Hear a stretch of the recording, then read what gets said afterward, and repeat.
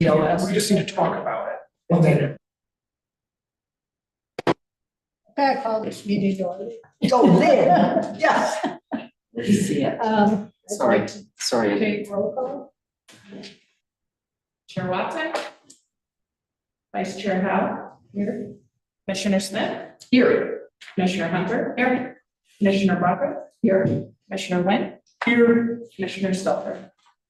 You have a floor. Thank you. So I think the only thing on the agenda tonight is looking at the responses to the questionnaire we put. we also have approval of minutes from January. Oh, right. 6th. And approval of the agenda. Right. I move to approve the agenda. Second. All in favor? Aye. Agenda is approved. I move to approve the minutes from January 6th meeting. I'll move to approve. A second. A second. Oh, no, I'm motioning to approve. I just did that. Oh, well, then I'll second. 4 steps behind, but still on. Okay, now we can start. I'm not the chair. Housing element of the master plan. Stefan did a great job going through all 95 or however many there were. And summarizing them. Oh, it was a click of a button. I'll take some credit. No, our software did it, so. Slaved for hours. Yeah, yes, sleep for hours. I'll tell you, it took me days to read through them. You know, I'll start with a comment. I had a comment about the one. And this was one, there was a lot of either question or disagreement about reducing substandard housing. Oh, right. Yeah. And so I had a suggestion that we just reword it because I think it's hard for people to understand. And they think, I think the word demolition is really the meaning of So we're question 6. freaking out. Yes, Yeah, that's number 6, I believe. number 6.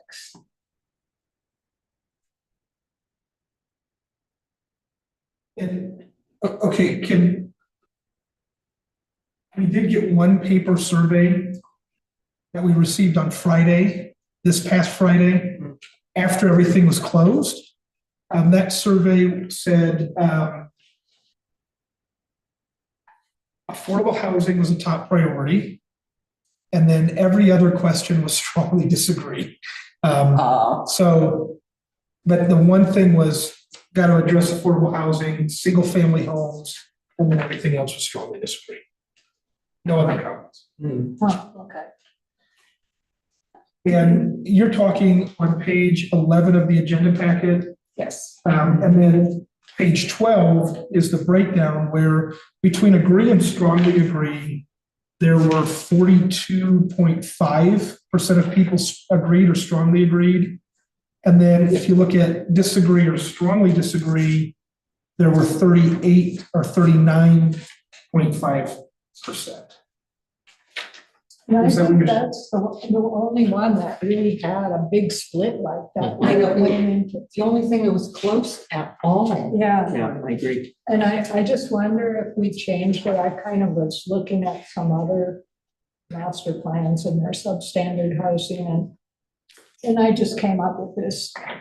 The town will create programs and or operate tools within its land development code to reduce substandard housing when specific structures are identified by a public health agency as a concern of public safety or public health. And then it doesn't go into the demolition and. I think the one thing that, sorry, Go ahead. is this, the current says or general areas for rehabilitation, which I read that and I'm not thinking it's actually a house.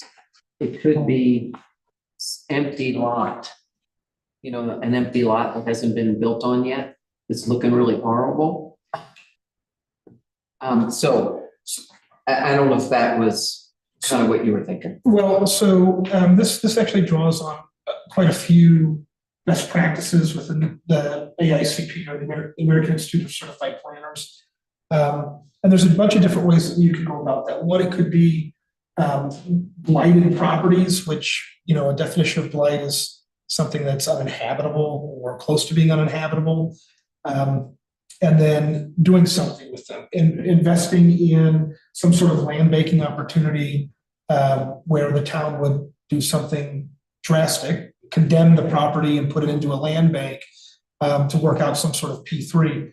But that's not what's being suggested in this comprehensive plan, right? There are ways that you can go about it. City of South Bend did a pretty sweeping thing for what they called absentee landlords. So those people that didn't live in the city of South Bend but were renting substandard homes to people that continuously received violations, you know, code enforcement violations, be it for not mowing the lawns or, you know, properties, I mean, out of control, you know, weeds over your heads, but also for tenants that would call into a hotline. They would say, hey, look, my landlord hasn't fixed this. I've got black mold in my bathroom. The ceiling's falling in. And then those property owners were giving a chance to abate it. But that's more down the road. Those are things that could come out of this. What this policy is saying is that we're open to ideas of what that means to address substandard housing or homes or properties that might have a barn on it, you know, or a garage that's left in a residential neighborhood that can be torn down and turned into something that can be built upon. So it's not closing the door to any of those things. It's just saying we're going to leave that open. And the reason I brought up what I did that's here is yours sounded pretty prescriptive that a health department had to do condemnation. And I don't think that's exactly what was intended here for it to be quite that single issue condemnation. And So, the something one like reason that. I put that in there is because some of the comments I personally got was, well, anybody in town could decide this building, you know, is substandard and could be demoed. So I thought if you put an agency said it, then that could maybe ameliorate that problem that people have. Or a definition. But or then that would go into that land code, right? This is that 30,000 foot elevation view, looking at what could be done. But I think too, not just public health, but I think the building department as well. Because they would be the ones who would actually review it and determine whether it's a hazard or not. Right, and I just had this as a suggestion. Right, Yeah, right. you know, to maybe. The one thing I wouldn't want to see us do is limit ourselves to where we can't do something like call an area of town blighted, not to demo everything, but so that we could then create something like a TIF financing district that could help rehabilitate those homes. So giving some sort of tax credit, you know, down the road, there could be something that could be done for land, you know, property owners to help rehabilitate their houses. Can you describe a TIF? A TIF is a tax increment financing district. So essentially you put a pause on the price of tax to be collected in an area. So like whatever that property tax assessed value is. So let's say this is not in any way me suggesting anything, but let's say it's Grand Avenue, right? The properties on the first 3 blocks of Grand Avenue, 100 to 300. What you've done is you've set this TIF district, you've put a pause on that assessed value, and then you give property owners an incentive to, you know, improve their properties. That would mean like a property tax abatement for a set amount of years. And typically I've seen it anywhere from 5 to 10 years. In some cases for like large scale development, they go like 25, 30 years, whatever you can do to sweeten the deal. And whatever that new assessed value is, that above that tax cap, that TIF district now captures all of it. And it's only meant to improve the infrastructure in that area, not just infrastructure, that entire area. That funding is meant to only improve that area. So You see that a lot with like airports. They're normally vacant fields, right? A big vacant field that somebody wants to do an airport in, and what they'll do is they'll say it's blighted. Right now, that bare agricultural land is worth so much, and it's capped, and then all of that development afterwards, all of that additional revenue that's collected doesn't go to any of the other taxing entities. Wouldn't go to the county, wouldn't go to the school, it would go into that TIF district specifically for fixing it or improving it. So how big an area are we talking about? Can it be as much as one lot? Or does it have to be more than one lot? I'm not familiar with Colorado's revised statutes on them, but in other states, they typically have to be contiguous. So it has to be a block of lots, not just one specific. And if there are properties that are well within the standards within that area, do they get the credits as well? They could. So Kendallville, Indiana did something I never thought Mayor Hanshu would ever get done. She called their entire town, their entire city blighted. Oh my. And while she did that, it said that the state no longer takes property taxes, the county never doesn't take them, the school district doesn't take them. That TIF district, the city now captures all of those TIF dollars for economic development purposes.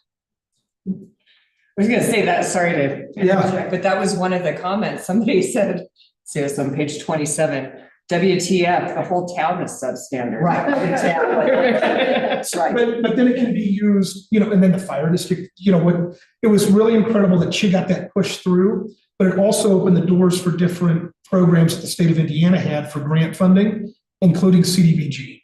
So some different types of community development block grants. But that's what she got it done. She's an old Marine, so I mean, she got it done pretty incredibly. And then they were able to say anything that's collected there can go towards economic development activities, which in that case was also affordable housing opportunities. So they were able to do infrastructure improvements, extend utilities. It was pretty incredible. And they're still working on it now. And some downsides to TIF funding? It's capped for those years. And typically it's, it could be like 20 or 30 years that TIF district is in existence. What you get at this point in time is what you get and what other taxing entities get throughout the life of that TIF. So that being said, if we decided that outside of the TIF, we wanted to do, use some of that money to help with roadway improvements, ain't gonna happen. We need some of that money to pay for staff time. It's not gonna happen unless it can be directly related to the activities of that TIF. The bad news for us is that our property tax revenue that we collect at Paonia is pretty low, but that's due in part to a low assessed value. So, In the mill levy.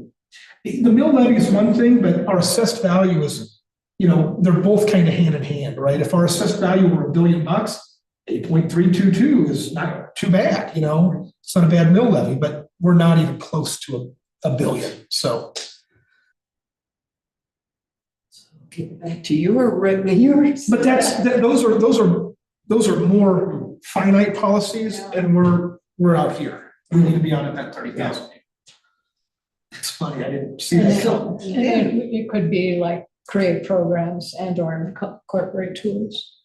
Yes, Lucy. What about back to just adding a definition? Because I'm just going through the survey responses and looking at the actual individual survey responses. There's a couple people that wrote things in there.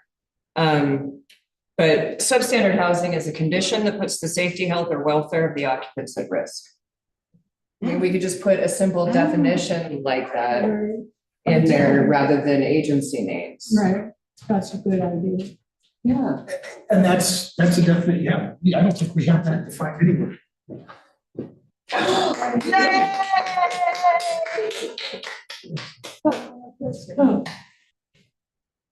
Thanks for joining the club.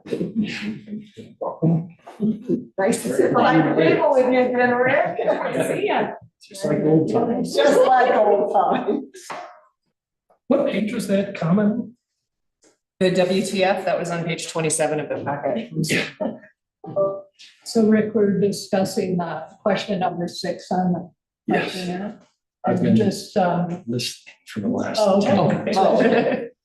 But yeah, And so that, could you read the definition again, Lucy? Yeah, so I'm sorry. substandard housing is a condition that puts the safety, health, or welfare of the occupants at risk. So we could just put that in after, Yeah, reduce substandard housing, which is blah, blah, blah. So the town will create programs and or incorporate tools within its land development code to reduce substandard housing, defined as, mhm. Uh-huh. Well, or. the way I would couch that is, because in our document, I do a call out box, like you've seen on other pages, and say definition of substandard housing. Yeah. Okay. Oh, that would work. Do you guys do you have that definition that she So said? on something else besides Oh, housing. sorry. No, you go ahead. Want me to say it one more time? Hang on. The town will create programs and or incorporate tools within its land development code to reduce substandard housing defined as a condition that puts the safety, health, or welfare of the occupants at risk. What's the safety of? The safety, health, or welfare of the occupants at risk. Could be owner occupants. But the reason I have my hand up is, the other thing I was thinking about as I walk around town is, we may have a situation where there's a garage on someone's property, and it is looking like it is about to fall down. And, so it's not a house, it's an existing structure. So I feel like we should make an acknowledgement of that, because it could be dangerous for somebody walking by it on the alley, because so many of those old garages are right on the alley where people walk. So I don't know if that structures could be, if there's another, if you agree with me, that it's even something to put in, but if there's an existing element that would naturally fall within. And at this point in time, maybe. So because that is in the housing section, I would advocate for leaving the wording, to reduce substandard housing, but then we define substandard structures. Mhm. In addition to housing? I mean, would that make sense or? I think we already get that, right? With also help to identify specific structures in general areas. for redevelopment and if appropriate demolition. So See what happens when you read the whole thing? the thought is to keep it as is and just With the define. definition. Yeah, okay, then never mind. I mean, and this doesn't even talk about encroachments in public right of way, right? Oh, my God. Where there might be a structure that was built without adequate review or with no building permit at all and put into the public right of way where it encroaches on our alleys. But that's a completely different issue. That's more code enforcement, policy enforcement that I really don't want to open that can of worms. Okay, then I say never mind, thank you. So did we agree to leave the definition as written but with the call out box? I think so, right? Yes, yeah. Motion to that effect? We can. We can. We can. We can, we're an official meeting. I think it would really help to have it as a motion, Yes. as the person who's been trying to. Oh, you want me update looking this. at me? Oh, Okay. of course. you're right. I move to add the following definition of substandard housing are we adding it within that element in particular? Yes. To policy housing 26, and the definition would be a condition that puts the safety, health, or welfare of the occupants at risk. I'll second that with the caveat that it's policy housing 25. It's actually, It's actually 26. Oh, It's a new one. It's- Oh, I retract that. As stated. second? Oh, did you Second, second? second. Sorry. All in favor? Aye. And- That and- motion. May I explain? So what happened, we ended up splitting one of the housing elements into two. About the time that you and everybody worked on the questions for the housing elements survey. So that renumbering did not get acknowledged in the survey. But we had to do that to accommodate the split. So that's numbering is off by one after, I forget which one was split. Pretty early in the numbering of the housing element. It was split. So that just to have an explanation for anybody who's Yeah. listening or wondering. I didn't understand that split.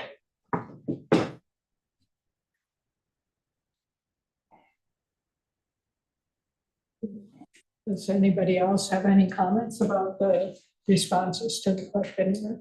I think it was pretty overwhelming that people agreed with what was there. And I also broke it down by in town and by out of town, because I was curious to see if there was some kind of disparity between the two, but it's pretty much across the board. I mean, number six is the only one that was even close. And the rest of them were pretty overwhelmingly in favor of what was already there. I mean, our third question was pretty, to see that overwhelmingly small family homes was Yeah. the number one choice out of everyone. Was pretty incredible. And then ADU, of course, was always like pretty close after that. And I also found it interesting and disturbing how many comments about why don't you just fix the water system instead of working on housing. Right. It's like, we're not tracking what's going on. Yeah. So that was. Welcome to our little commission.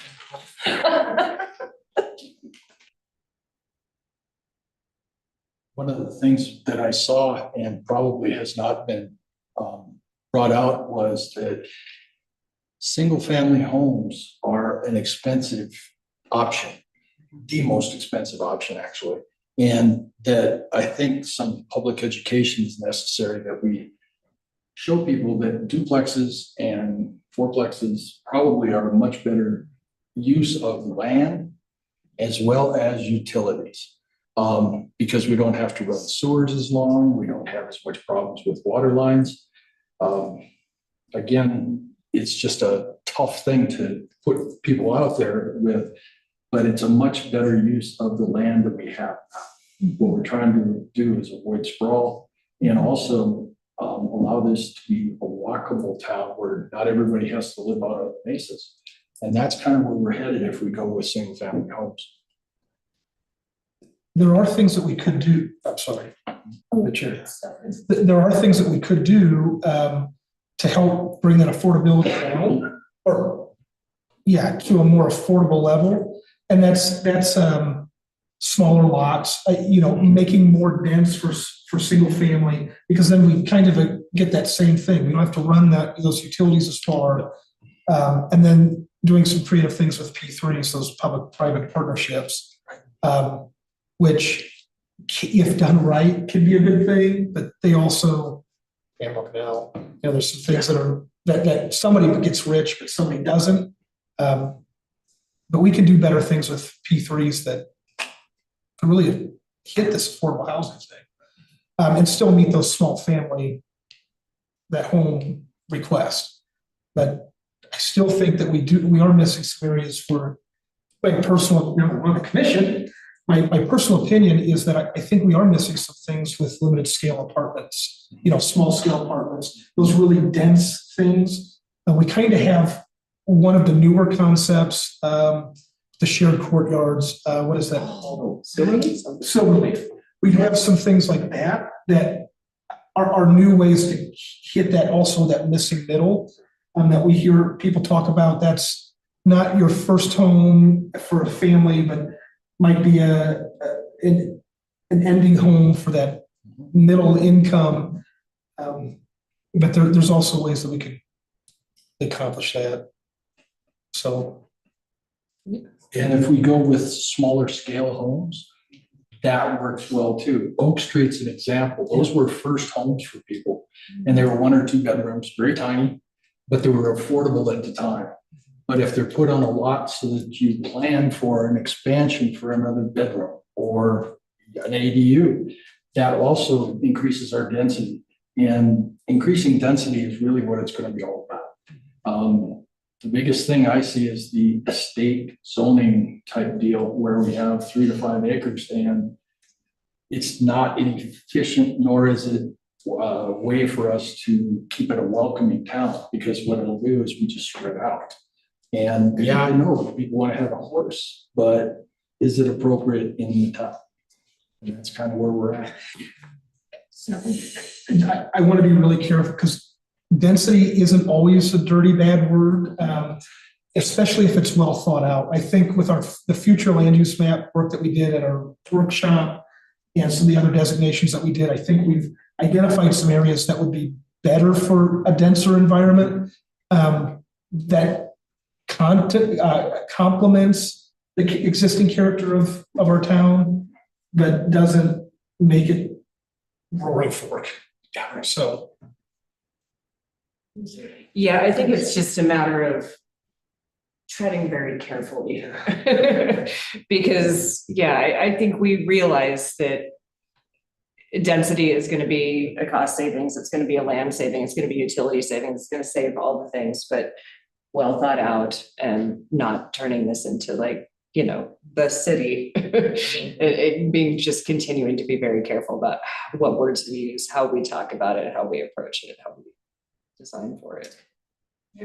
And I think too, when we're talking about the agricultural, that we want to bring in that agricultural feel to the place. If we do estate planning, then that goes on the outskirts of town, and that we increase density at the core part of town, so that you drive into town, you still see the agricultural stuff. It's still a welcoming environment as you come in. And then it's just like towns. You come in and the density is greater, more people, and yeah. One of the concerns with high density that I have is that we get built too close together and fire. Oh. Because Pacific Palisades, they lost the entire town because they were too close together, they couldn't fight it. Part of it was just overwhelming, but there's nothing to say that we couldn't have a 60, 70 mile an hour wind and a grass fire coming into town and lose blocks because there's no way to fight it. We need that minimum 12-foot setback between off the property line for the firefighters to get in there and fight fire. And that's pretty necessary. So there's one thing that we can do to help combat that fire concern. We are operating off the 2018 IBC. The 2020 contemplates, I think it was 2021, contemplates when you're talking density or denser areas, that fire suppression is required in these new builds, residential as well. So that's one way it can be combated, but That's what, sorry. I just want to let everybody know that there is a new set of fire code coming out from the legislature, passed legislation in 2023, and a new state sub-agency was formed for fire code prevention. I was in on one of the workshops. It's all exterior, and it's all new construction or the addition of so many over a certain square footage on an existing structure. They're looking at things like not having plastic gutters, having different sorts of fence material, even, and the exterior like not wallboard, like party board. You know, they're actually going to start adoption that we will have to adopt. So is that adopting the WUI, or are they coming up with their own? I think it's their own. The WUI was mentioned, but I think this is, from what I could understand, it's a little smaller approach, and it's only exterior. People were asking about sprinklers, and they're kind of like, nope, it's only exterior, like better windows. But again, new construction or new additions to an existing structure that exceed a certain square footage. And what about roofing? And roofing was in there too. Yeah, I imagine it would be like closed soffits, venting, metal roofing, large timbers. Yeah, like, I don't remember the whole, all the details. I have not read the draft rules yet, but they also were talking about protecting the exterior, looking at certain kinds of landscaping too. Hardboard siding. So it's coming, and I haven't read the legislation either, but I think everyone is going to be required to adopt the rules when they finally get adopted by the state agency.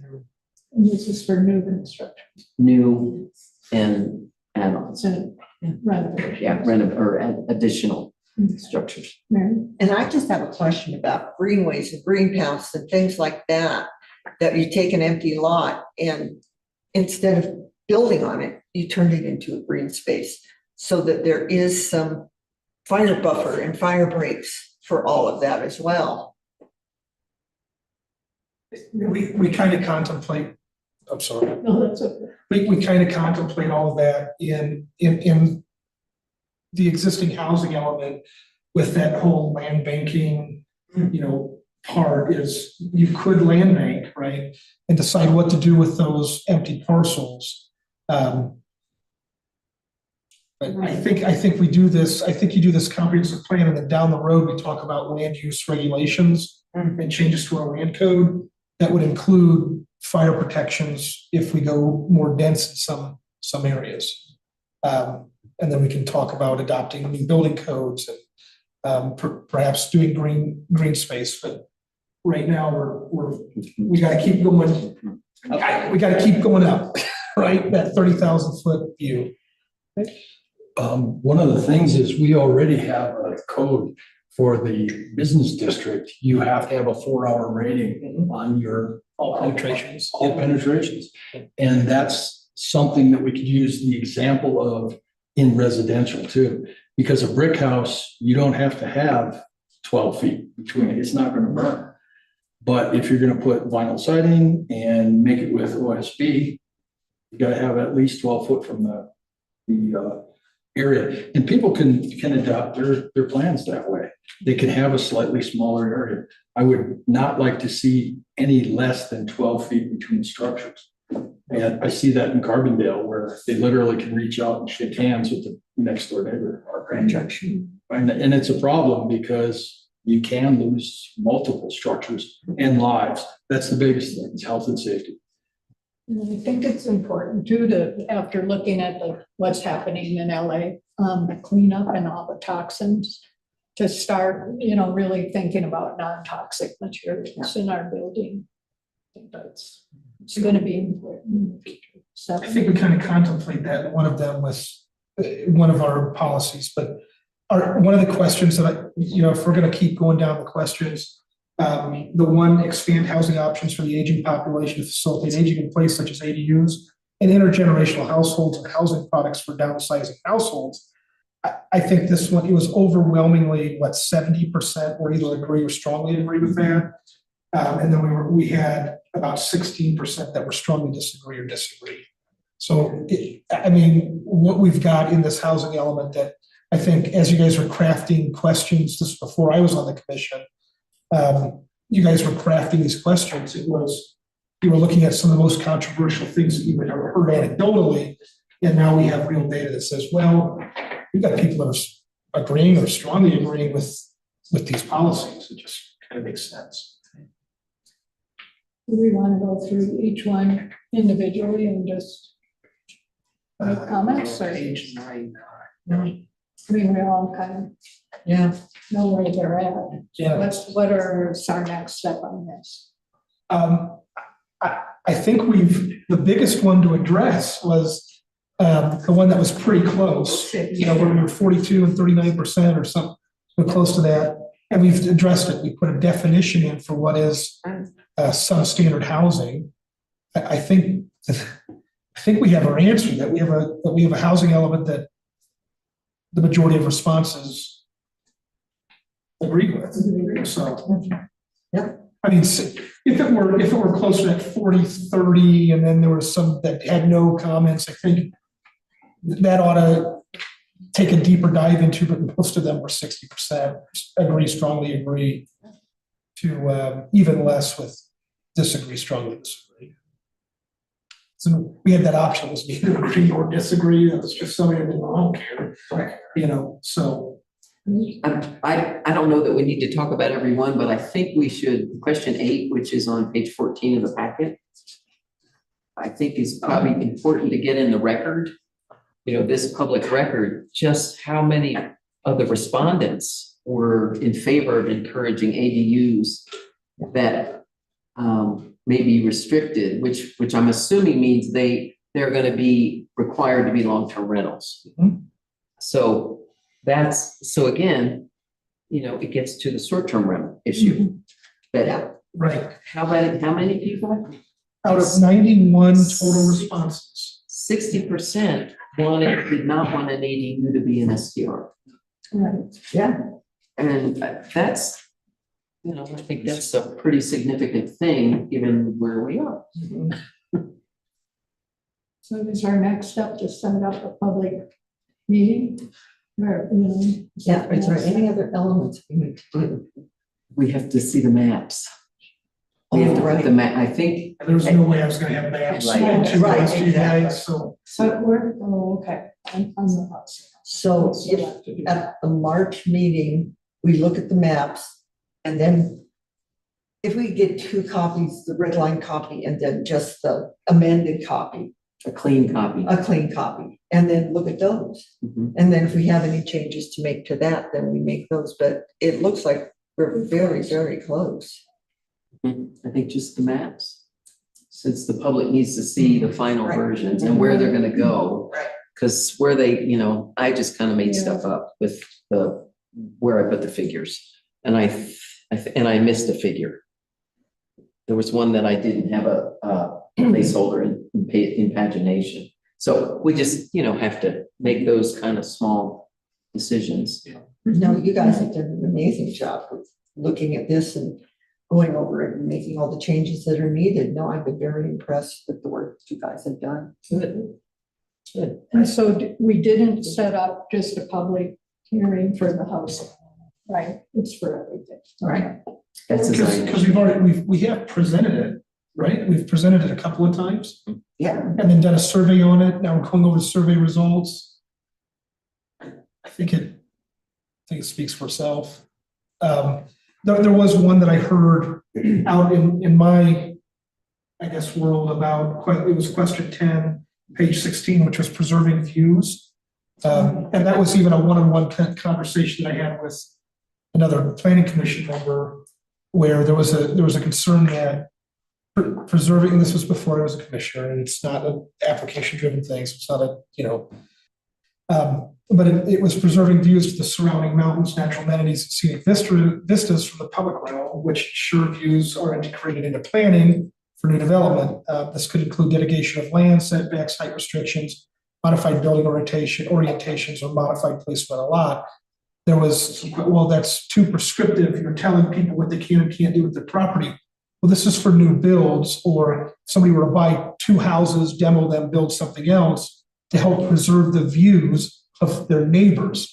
And so that was something that I thought we should go over their results, because overwhelmingly it was 75% agreed or strongly agreed with that, which I think is important to know. Even though there are people that are saying that's too much regulation, there are the majority of people that respond to these surveys that we need this. We need to be able to preserve it. I mean, that's the whole reason we live here, right? It's beautiful. And especially if we're thinking rate to use, that could. That could have something to do with it, yes.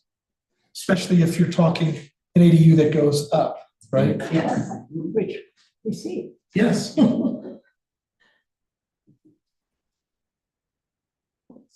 And that brings up solar access. Exactly. I was thinking the same thing. We have it in the have code now. Yeah. But this is part of that. And we also have excuse me. I think we already had elements that Yeah. recognize that, because that was in statute. We had to acknowledge that by one of the land use statutes. And I don't remember which housing element policy is in, but it's in here. Yeah, we definitely put it in. You have it in future land use plan. That is page 345 of the packet. Structure zoning and land use codes to protect solar access to buildable lot area of neighboring properties. Height, setback, ridgeline location, orientation should be considered. Height and location of trees and other vegetation shall not apply to existing building structures, trees or vegetation except for new growth on such vegetation. Was the first time. And then throughout the planning, design, and construction of new and remodeled structures, special attention should be given to conservation of energy, taking advantage of solar use without impacting solar access of adjacent lots. And there's another issue on the east-west streets. On the south side of the street, building a 2-story building right to the property line in front. The karate school, there's always an ice patch there whenever there's moisture, and it's a mess. I can answer that one. So there was an ice patch there because they did have a leak and we notified it, or we caught it, But the real issue is our water fill station. Oh. And it's us, so that's causing. It's also car wash. Yeah, Yeah, car wash the outside one, sometimes we'll do that. will trickle. But it's good policy for us to restrict the growth of tall buildings on the property line on the south side of east-west streets. Also, we may want to restrict what kind of trees you can have. We already restrict evergreens, but having a tall, even deciduous tree, it shades that street and it makes it cold and we get ice. On Third Street at my address, it's that way. There's a big ice patch. Fourth Street by the grade school. Right. On it. Yes, always a problem. Yeah. And the other part is Third and Grand on the east side.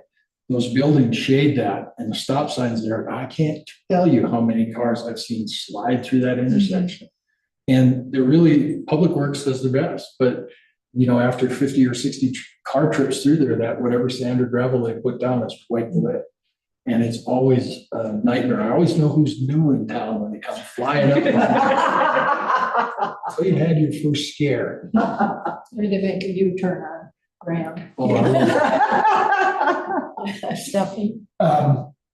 We do consider that in our urban forest section, so I want to make sure that that's, but we aren't prescriptive because that'll come later with our land use code. And there are some things that we really need to change. We now have a tree board that is meeting at regular intervals, thanks to our clerk, and the ordinance that you guys got passed. And I think one of those things that could be on there is like, what is it, the Siberian elm? Siberian elm. Is that the one Gotta that? go. Yeah, that trustee Hack is always on. He doesn't like that one either. But that's one of them that probably should go on the list, but we haven't updated that yet. I think we should really use the tree board for that. And I do have a solution that we've started talking to Public Works about. I know this is more information, but we can start using beet juice. Hear me out here. So we can either use it in as a slurry or like a, oh God, what do you call it when you mix it with water and it's It sounds like a slurry. yeah, so some sort of solution. Ice floes. Or we can use it with dirt, and it is good down to -10 ambient temperature. So we can start using that. It's something that was used in Indiana, and the only problem that you have to worry about is that beet juice stains. So we'll have some really darker. Sugar beet. It is sugar beets. Then I learned that there was a connection to Delta County and beets. So Yeah. the old grain tower in Delta was filled with beets at the time. So, but there are some things that we can do to help with that. That's still natural and friendly, and isn't like, was it magna chloride? Oh, magna chloride, Not yes. using that, using beet juice. So, You just might get some pushback because most of it's genetically engineered. There is that. When you're going in the river. Well, and you don't want it. Because the glyphosate. What, it doesn't freeze? Is that the deal? It has, so the sugars in beets act like a salt, but not a salt. They're sugars, and they help to stop they lower the freezing temperature of water, like salt does. Carrots. Beet juice. And they're not GMO. I mean, beets are super high in sugar, say main sugar. right, sugar beets. That's Lucy. So what's our goal for the next meeting? So we're gonna review maps and review the whole Yeah, document, and hopefully at that time entertain scheduling a community outreach session with the consultant? Or are we going straight to, are we doing that first and going straight to public hearing? Like, what are we doing? yeah, well, yeah. We gotta do this outreach, right? I mean, I know we have to, yeah, Yeah. sorry, I didn't mean to Okay. sound like we're skipping over it, but I meant, are we waiting till the next meeting for that? Or should we just go ahead and? I think we ought to, right? Because we, Okay. The one thing where we have nothing's been sent out to get photos. So, at the last meeting, we said we would ask the citizens for photos of the different land types under the land use. The map. Now, if you want to do that, we should get our act going Right. now. And I don't, because it seems to me that the one thing people are gonna want to see in this are the photos to be included. Yeah. If there's anything people care about, I mean, that's what I look at. So it seems like we're getting ahead of ourselves if we're gonna go, if we haven't asked for photos. We need something. I move to direct staff to, through the town administrator, to ask the public for photos to be incorporated in this comprehensive plan. Do we have a cutoff date as to when we want those? With a cutoff date of. Yeah, that's It's gonna take a while to get the word out. Yeah. February 26th. Is that enough time to get the word out and get pictures back? Because we're looking, okay, was there a second? I did, but I will reiterate my second Okay. date. So when is our next meeting? Okay, hey, but you had because now we have discussion, right? Yes. So So let me get my calendar because these. our next folks- meeting will be March 3rd. Right. So that's what I are thought. you anticipating that all these photos would come to us and they would be labeled according to the land type they are supposed to be representing? And we are going to choose one photo for each land type? I will leave that up to staff to how they put out the survey and the response, but yeah, that would be a good way to do it. And I don't think we need to give too much time because the pictures that you're gonna get right now are pretty bleak. I'm thinking that people have taken pictures throughout the year and the summer and spring that they'll be able to present to us. Can we specify that? Just say any photos from You sure can. Yeah. time when we have full. So then, the reason I'm asking timing, our next meeting is going to be on March third. So in order, and I'm assuming we are the ones choosing the photos to go into the draft? Is that a reasonable assumption? Yeah. So then we need time to see the photos, which we would have to do at the March 3rd meeting. If you can, the photos can get in the agenda packet in time. And the agenda packet should go out on Thursday or Friday? Sam? Friday. So we'd have to have the photos all available to put in the agenda packet on Friday, February 20, whatever. And that's why I'm saying the 26th. Right. So you're saying, okay, so you're saying everybody has to submit them to you? Paonia.com. Right. Okay. And you'll go through, okay, so at the meeting on the 3rd, we'll look at photos and we will look at maps. Do you need, does staff actually need more time? Would 24th be a better date for that? Because I don't think we're gonna be putting them into the plan, we're just collecting them and then putting them into a packet. And then So we didn't vote on that. No, not yet. Do we have any more discussion? Can we get that done with electronic photos so we can see all the photos in the packet somehow? That's the plan. Right. Yeah. No hard copies. Maybe if they're hard copies, we could scan them in. Right, exactly. I got a good scanner at home. But, yeah, when they're- Scanner here. Yeah, I don't know. Yeah. yeah, they're all electronic, because they have to be electronic to go into the document anyway. So Sam, could you read that motion back again? Could you read that motion again, please? To direct staff to request photos of the different land use. I don't have the exact wording there with the cutoff date of February 26th Through the town administrator. through the town administrator.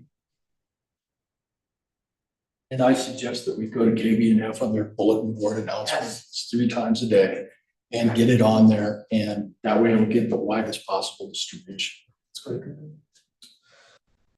It's free. So just, All in favor? I. So. I'm sorry, but again so next meeting, we'll be reviewing photos and maps. Are we gonna be reviewing the document as a whole? Yes. Okay, so we'll It's have gonna be 3. long. So.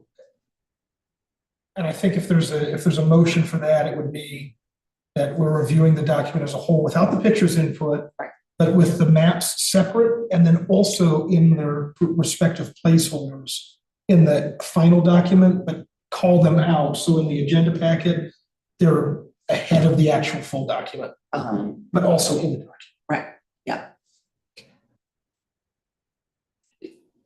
So then, do you think at the end of that meeting, we would have a draft? Because I guess I'd like to say that we don't all have to agree with everything in the draft before it goes to the public. Right. So it could go to the public and we still have an opportunity or, to comment. Is how I'm feeling, that I don't have to have signed off on the draft necessarily because it's part of a public meeting. Is that what you are all thinking too? I think because we're doing outreach before we're doing public hearings, like, we need to have a And I- document that we've all agreed on once we do the public hearing for them to review, But but the just to have a public meeting. conversation. Well, the yeah. public meeting. Yeah. So this is gonna be a workshop. The next step is the workshop. I'm assuming April. Are we gonna try to get the draft to, so Calla Rose is helping us, but she's only got 5 hours of time. And we had, that meeting in December with Sam, where we talked about the outlets to get information on, to get people here for a public meeting Mhm. workshop.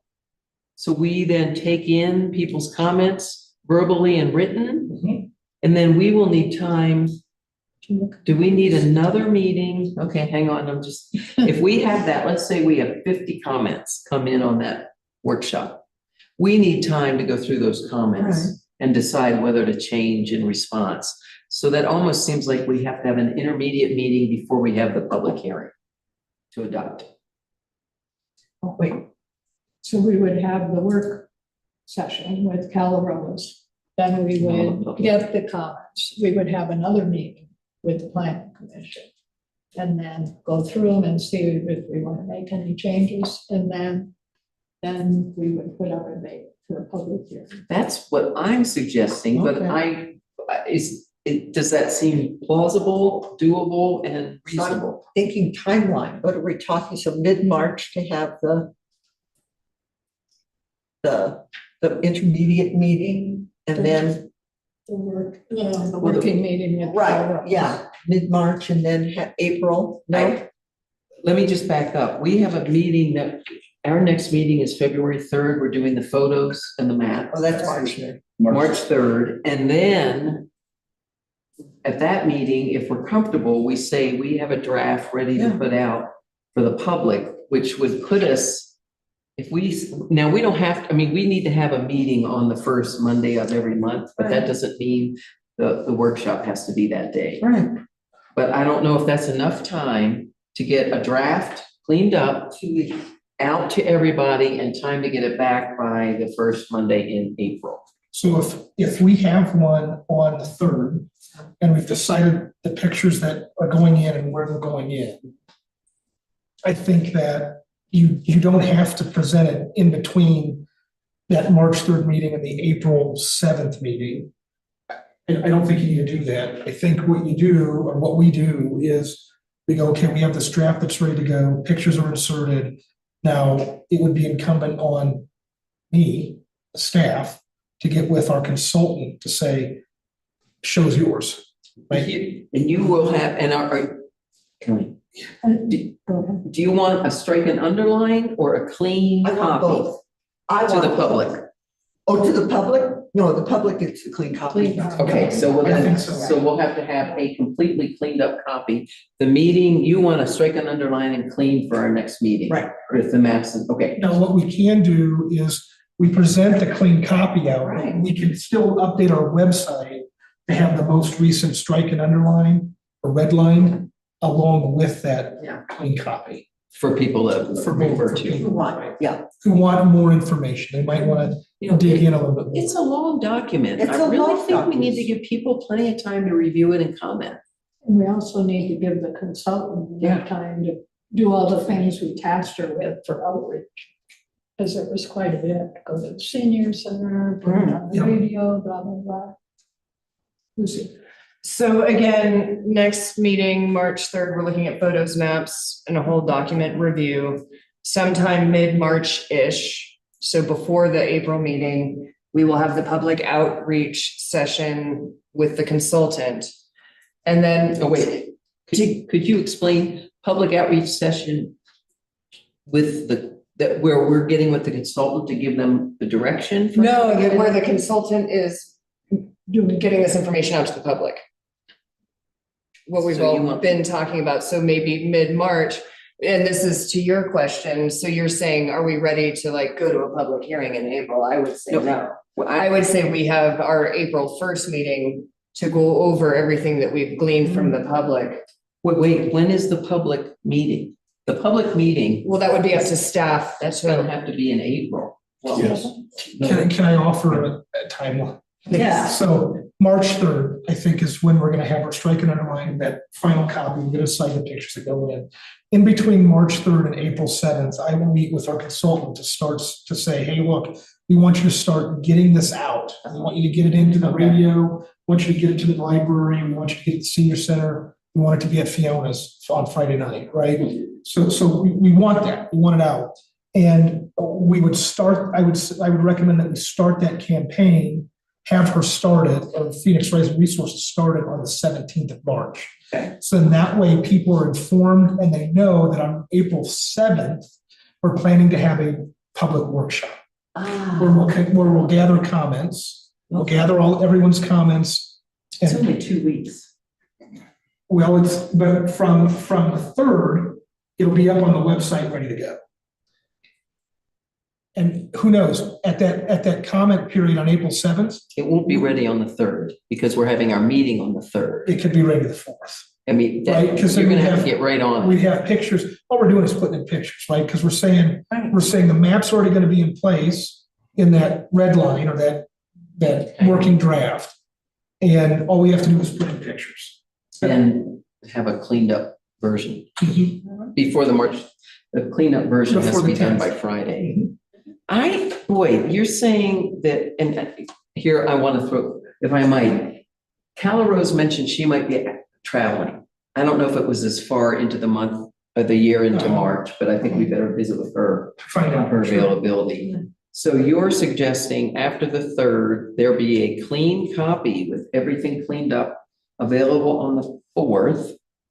Cala Rose would be asked to start her large scale information outreach On the 17th. on the 17th. So that is that's 2 weeks and a weekend 1, 2, till the April 7th. it's 3 weeks. 17th, 1, 2. You've got the weekend, you got the 31st. So you got the 24th, 31st, and then the 7th. Okay, so you got 3 weeks. Yeah, And then we're saying, hey, look, we're taking public comment. If we want to do another Survey Monkey, we can have that go out in conjunction with this workshop and collect them until, later that month, and then be able to incorporate them. And I think, I think it's, yeah, and then I think with that, all these surveys we've done, they really ought to go in appendices. Because I think we've collected some pretty good feedback, and it shows that we've engaged our community. I can just, so you're looking at the agenda packet, having a Survey Monkey done and submitted and the results ready for an agenda packet. Boy, if we could get this agenda packet out before Friday with us meeting on Monday with all the comments, because I'm assuming if April 7th, are we gonna ask for written comments for that 3-week period? I would assume so. We could, yeah. Yeah, Because if we- because people who can't attend that meeting then can give their comments prior to us. So I Those guess should we get could have in a there. survey open the same time that Right, Phoenix Rising is putting the paper copies out. yeah, We could also have paper surveys of that same survey out. But then we need to think about language for that survey at our March 3rd meeting. Mhm. Which is already gonna be a long meeting. It is gonna be long. And I'm only bringing this up because I really want to make sure we have thought about what should be in the agenda packet, not sell ourselves short in terms of having time for the comments to get submitted and then incorporated into the agenda packet. We're always scrambling at the end. It'd be really nice to have a cutoff date for written comments and then anybody can come and speak. Of course, right?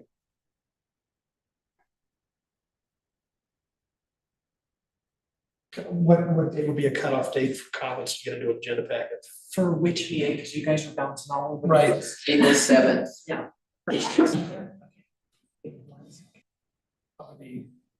April 2nd. So, No, Yeah, okay. cut off. Oh, It's a the Wednesday. Wednesdays. Yeah. You're wanting it out before Friday? I think it would be nice. I could get it out on the 2nd if you get everything to me. That's the Wednesday before.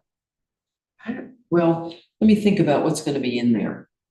So on our meeting on the 7th, we are gonna have that as our public meeting, so the content, so the Is that really content our- which will Not not a hearing. change. Okay, hearing versus meeting. Just a Okay, so I meeting, know. like a So- work session. So the actual content of the comprehensive plan won't change for that agenda packet. The only thing that would be new in that agenda packet would be all the public comment that came in, right?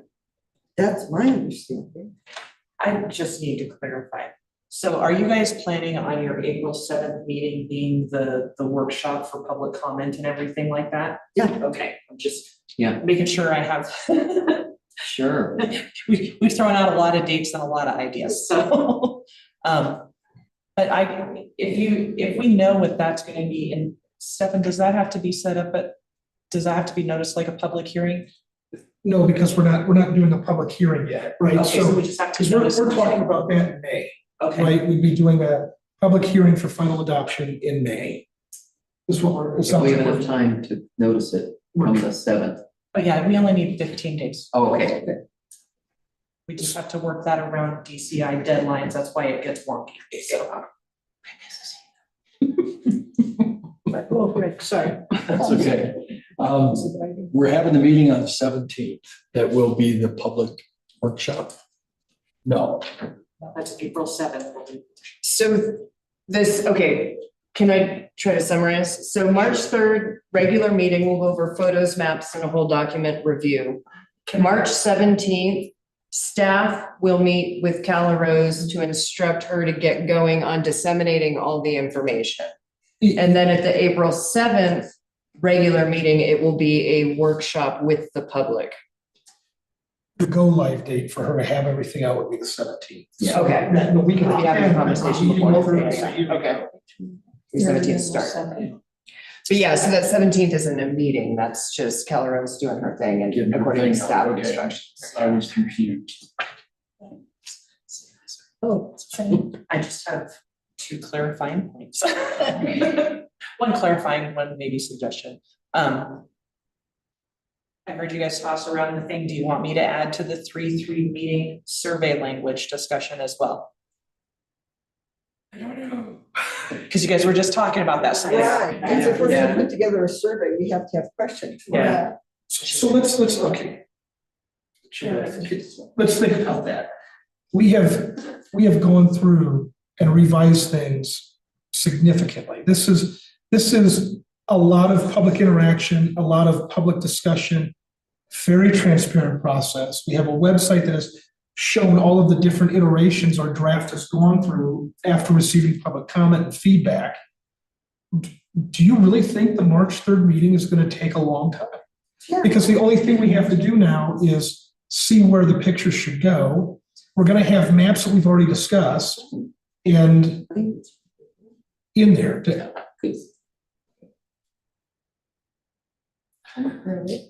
Lucy, why do you think it's gonna be such a long? I played with it. Okay, I understand completely. I mean, because at one point, this commission, the commission went almost line by line and voted, made motions and votes on edits. So we won't be going back. Right. Oh my God, if we do that, that would be, No. okay. Yeah, I personally feel like, I think the content of what we have, Mhm. I'm good with it, and that's, Right. I'm ready for the public to Yes, see it. Exactly. You know, with the maps and the photos. Right. Right. I agree. Personally, because I've been reading it, So rather, So, yes, on maybe survey. rather than saying review the draft, to just say review the additions to the draft. Ah, which very is the good, map. very good. So we I like don't have that. to go through the whole thing. Right, Because yeah. that could be a problem. Okay, I will cave on the meeting is gonna be too long and say, yes, please include the survey language in that meeting. And I will just ask everybody at this table to please do our parts to keep that meeting moving. Okay, Thank I you. will give it my best shot. If I can just toss out a suggestion, could we maybe get a motion for what we want on the March 3rd agenda, please? I move to include a strike and underline iteration of the most recent draft of the comprehensive plan. Also included with a clean version of the comprehensive plan, this version of the comprehensive plan, to include maps in appropriate places. Another section for maps outside of the comprehensive plan. Another agenda item for pictures received from residents with relevant tags on where they should be in the comprehensive plan, and survey questions. A second. All in favor? So, how you do it over there at the side table? Yeah, exactly. We got it. Okay, And okay. that means that we have a set agenda, so it takes out. Gotcha. Unless we, no, we don't have to worry about special use reviews, because that is the one to develop on the first, we're good. Good, okay. Now, one map did that we weren't able to work through the other day was on the fire map, fire and flood, that whole hazard map. We meet with USFS tomorrow. Okay. The one that I did not have a placeholder for is the transportation. There was a map that, the list for the last time, there were 4 maps we had to create. We found one with all the And I had streets. not- And I think, yeah, it was existing and proposed streets. And we have all that information. We do. So I think I just neglected, I overlooked that. I started working with Esri to build what we were asking about, to bring a new layer in to just cover parcels that's more tied to Paomi, not all of our water companies, watershed.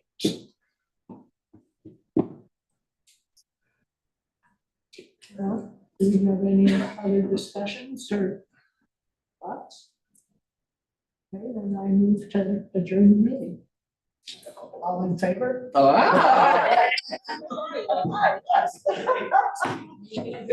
Yes. Oh. Oh, I'll second it. First and I mean, really, You don't need to. the chair can just adjourn the meeting, right? You don't need a motion. Because the chair made the motion. Okay, meeting is adjourned. Meeting is adjourned. Team. Are you guys? Is the You guys gonna- recording stopped? And are you guys gonna end? Yeah.